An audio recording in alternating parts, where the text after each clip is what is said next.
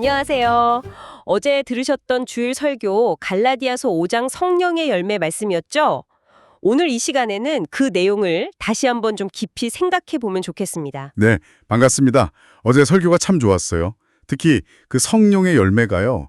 그냥 뭐 착하게 살아라 이런 윤리 목록이 아니라 우리 안에서 일어나는 내면의 기적이다. 이 관점이 참 와닿더라고요. 맞아요. 저도 그 부분이 가장 인상 깊었습니다. 그래서 오늘은 그 기적, 그리고 이게 우리 삶에서 어떻게 실제가 되는지 그런 이야기 나눠보면 어떨까요? 좋습니다. 당신의 신앙 여정에 좀 실제적인 도움이 되면 좋겠네요. 그럼 설교 초반에 나왔던 그 진짜 기적 이야기부터 시작해 볼까요? 우리가 흔히 뭐 병 고치고 바다 갈라지고 이런 걸 기적이라고 생각하기 쉬운데 어제 설교는 그게 아니라고 했잖아요. 네, 그렇죠. 진짜 기적은 바로 우리 안에서 일어나는 변화라는 거. 죄인이었던 우리가 예수님 믿고 뭐랄까 완전히 새롭게 되는 거. 성령님을 통해서요. 그 변화 자체가 기적이다. 네. 예전에는 완전히 나 중심으로 살았잖아요. 근데 예수님 믿고 나서는 어려운 일이 있어도 소망을 갖게 되고 또 막 화가 날 상황에서도 좀 참고 인내하게 되고 이런 사소한 변화들 하나하나가 다 기적이라는 거죠. 성령님이 하시는. 아, 듣고 보니 정말 그렇네요. 그런 작은 기적들이 매일 있는 건데 우리가 놓치고 사는 건지도 모르겠어요. 그럴 수 있죠. 근데요, 설교에서도 나왔지만 이게 그냥 뭐 쉽게 스르륵 변하는 건 아니잖아요. 여전히 우리 안에는 그 육체의 소욕, 옛날 습성 같은 게 남아있고 또 성령의 소욕이 이걸 이기려고 하고 계속 싸운다는 거죠. 네, 맞아요. 그 내적 갈등. 살아있다는 증거요? 네. 생각해보면 구원받기 전에는 사실 이런 갈등 자체가 별로 없었을 수 있거든요. 그냥 육체가 원하는 대로 살았으니까요.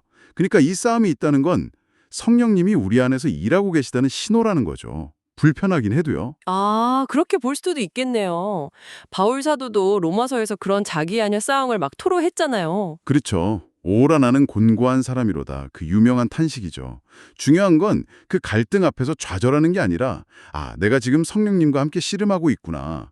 이걸 통해서 오히려 성령님의 능력을 더 배우게 된다는 거예요. 네, 그 갈등 속에서 길을 찾는 방법으로 설교에서 요한복음 15장 비유를 드셨죠. 포도나무랑 가지 비유요.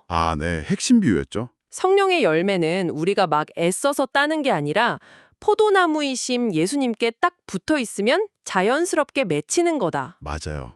만드는 게 아니라 맺히는 거라는 점. 그 붙어 있다는 게 구체적으로 뭘까요? 그냥 교회 열심히 다니고 뭐 그런 건가요? 물론 그것도 중요하지만 설교에서는 갈라디아서 5장 16절 성령을 따라 행하라 라는 말씀과 연결시켰어요. 따라 행하다는 원어가 페리파테오인데 이게 그냥 걷는다는 뜻을 넘어서요. 아, 더 깊은 뜻이 있군요. 네, 삶의 방향, 주도권 자체를 성령님께 내어드리고 그분의 인도하심에 순종하면서 같이 걸어가는 거예요. 발걸음을 맞추는 거죠. 아하.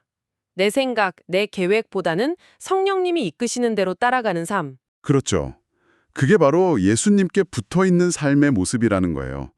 그럴 때 열매는 저절로 맺힌다는 거죠. 그렇다면 그 9가지 성령의 열매 있잖아요.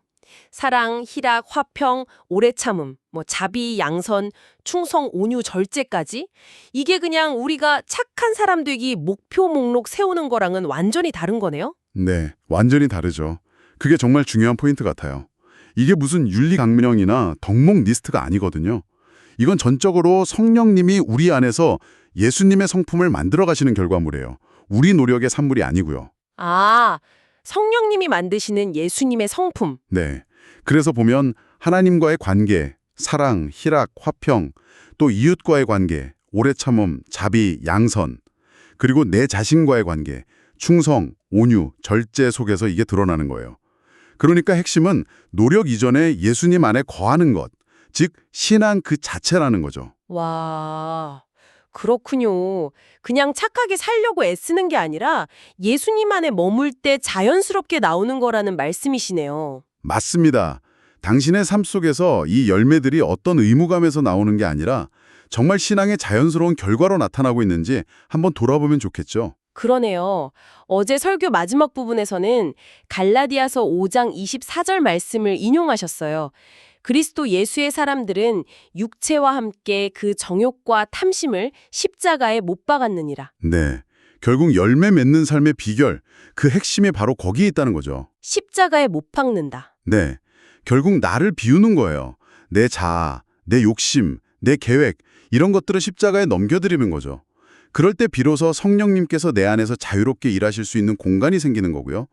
그게 성령 충만이고 그럴 때 열매가 맺히기 시작한다는 거예요. 아, 그러니까 내 힘으로 열매를 억지로 만들려고 할 게 아니라 나를 비우고 주님께 완전히 맡겨드릴 때. 그렇죠. 그게 시작이라는 아주 강력한 메시지였습니다. 자아를 십자가에 못 박는 것.